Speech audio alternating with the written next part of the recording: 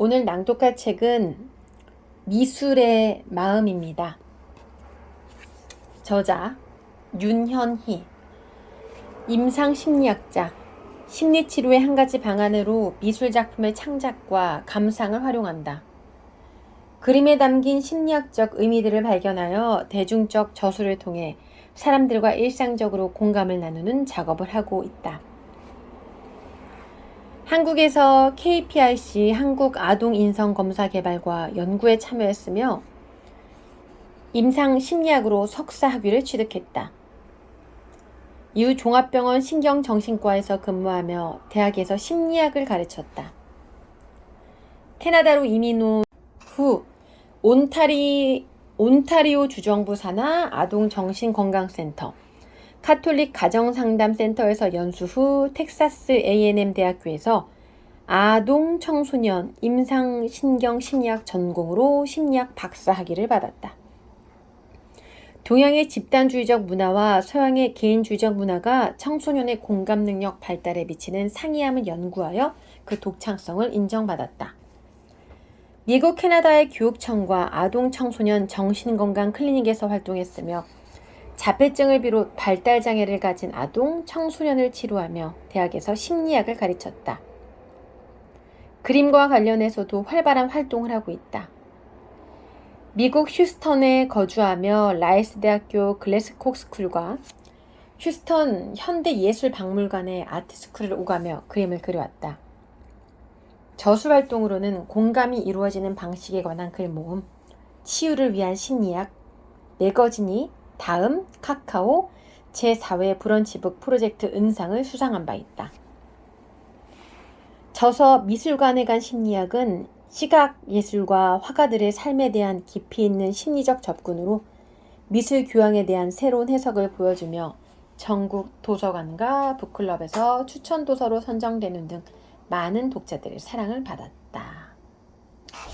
네, 목차 소개해 드릴게요. 1부와 2부, 그리고 3부, 4부, 5부까지 나누어져 있고요. 책이 조금 두껍습니다. 저도 읽는데 약간 시간이 걸렸고요. 1부는 바로크의 황금빛과 자존감, 2부는 낭만시대의 색채와 감정, 3부 예민함이 만들어내는 창의성, 4부 우울과 불안을 달래는 도시의 빛, 5부 우주의 빛과 무의식, 이렇게 나누어져 있는데요.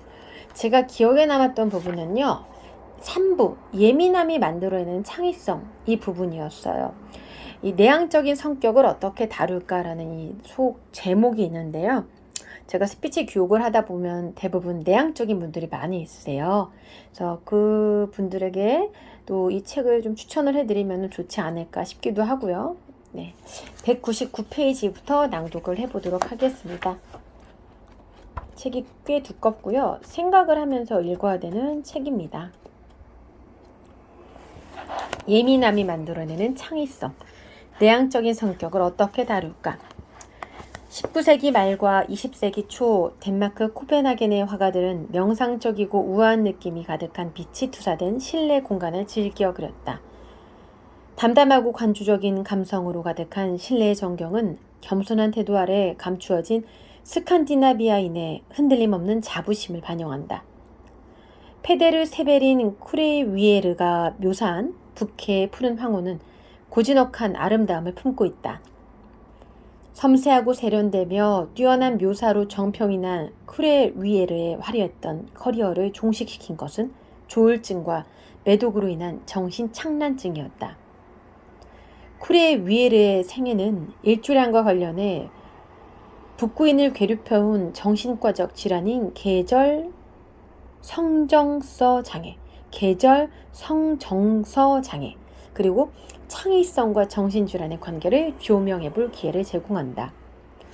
코펜하겐 실내화파로 불리는 비렐름 하메르스 회, 안나 앙케르, 피터 이스테드가 칼 피렐름 홀스웨가 그린 그림의 정서는 17세기 네덜란드 델프트에 모여 가정생활을 그린 화가들의 작품과 닮았다. 이들의 두 세기를 거슬러 올라간 요하네스 페르메이르와 피터르 더호우 등 델프트 화가들의 계보를 잇는다. 부크의 차분한 빛이 서린 실내와 거리의 풍경을 담은 그림들에는 삶의 조화와 질서가 배어있다. 화가들의 그림은 상실과 고난의 역사 속에서 체화한 행복의 비법을 보여준다. 고요한 신뢰의 정경, 만족과 위로, 그리고 일상의 질서와 고요라는 주제를 담은 그림들은 일상의 한가운데서 구축한 성역의 모습이다. 빛이 잘 드는 창가에서의 독서, 일상을 반짝이도록 관리하는 일, 창틀에서 빛을 받고 자라는 식물을 돌보는 일, 그리고 한편에 서서 주인이 연주해 주기를 기다리고 있는 악기.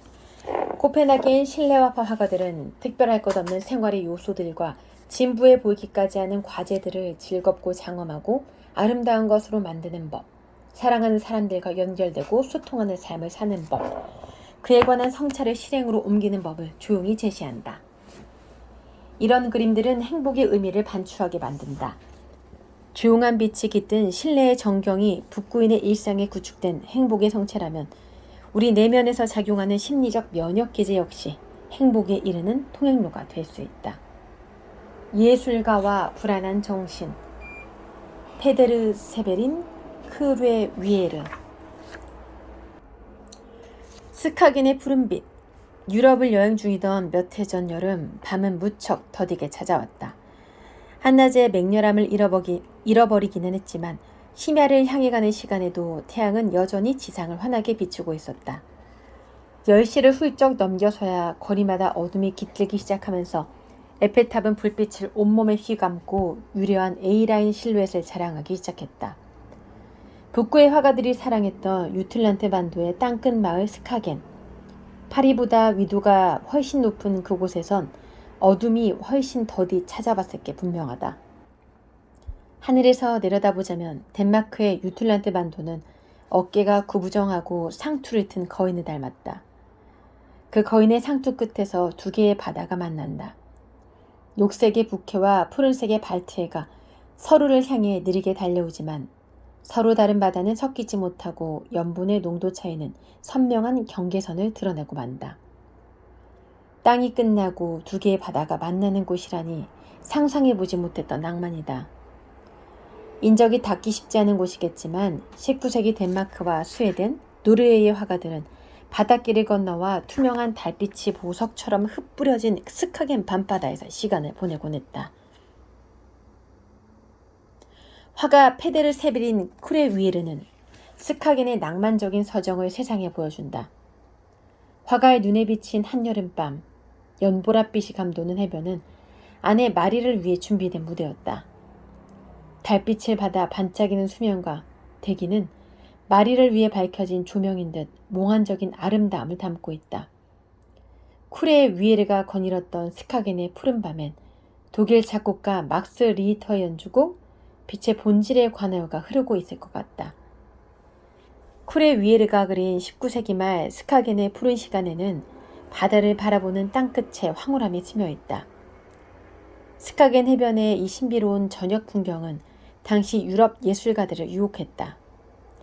지리적인 조건 때문에 유럽 예술로부터 동떨어져 있던 덴마크, 노르웨이, 스웨덴, 핀란드, 아이슬란드 등의 스칸디나비아 국가에 문예의 부흥이 일기 시작한 것은 19세기였고 그 중심에는 자연주의적 화풍으로 덴마크 화단을 이끌었던 크레 위에르가 있었다.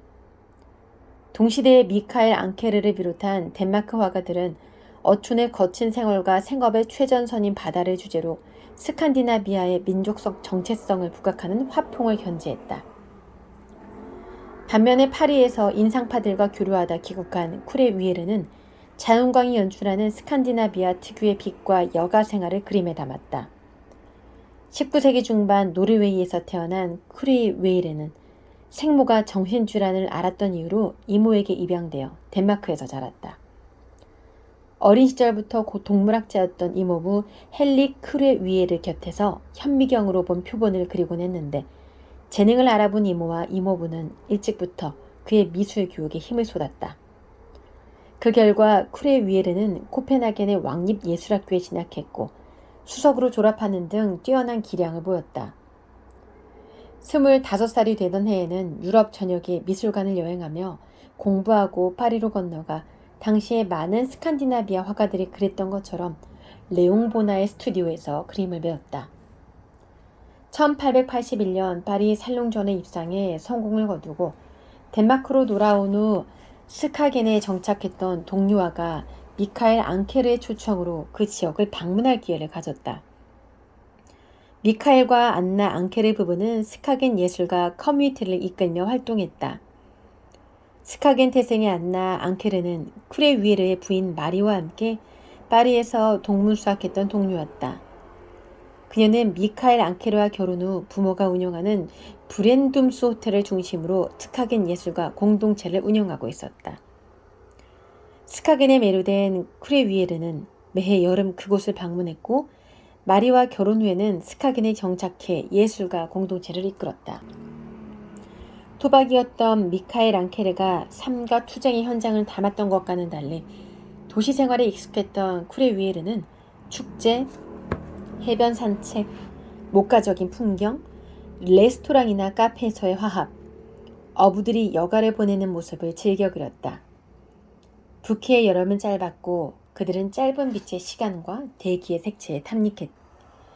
해변과 카페에 비쳐든 자연광을 정제된 자연주의적 화풍으로 그린 쿠레 위에르는 노르웨이 뭉크와 동시대를 살았지만 불안과 공포가 짙게 밴 화풍을 쏟아내던 뭉크와 사뭇 달랐다. 뭉크는 죽음의 천사라고 불렀던 공포의 감정과 정신적 문제를 강렬한 색채와 격렬한 필선으로 여과 없이 토해냈다. 반면 쿠레 위에르는 세련되고 단정한 화풍으로 부케의 다채로운 빛을 표현하는 데 주력했다. 하지만 그런 쿠레 위에르도 고위도의 북구인들을 괴롭히는 일주량과 관련한 정신적 문제를 피하지 못했다.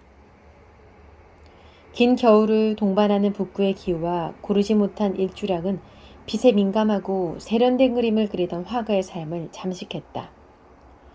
뭉크의 화풍이 그의 상처받은 정신으로부터 자라난 것이었다면 쿠레 위에르의 자연주의적 화풍은 조울증에 침식당하고 말았다.